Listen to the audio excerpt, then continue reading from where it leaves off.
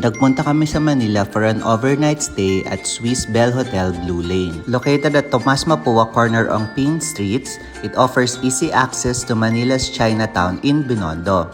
This hotel is one of the most affordable hotels you could find in Manila's Chinatown.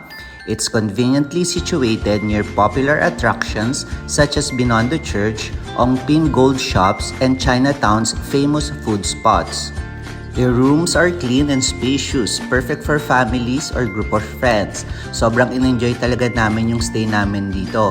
And of course, hindi namin pinalampas na matry ang iba't ibang pagkain na ino-offer nila sa kanilang restaurant. For breakfast, we chose Filipino breakfast with daing na bangus and beef tapa. Must try din yung pork binagoongan and Binondo Pasit Canton. Huwag nyo rin kalimutang itry yung Swiss signature ensaymada as well as the bibingka ensaymada. So kung naghahanap kayo ng budget-friendly hotel sa Binondo, mag-book na kayo sa Swiss-Belhotel Blulane. It's a great option for those looking to immerse themselves in the vibrant atmosphere of Manila's Chinatown.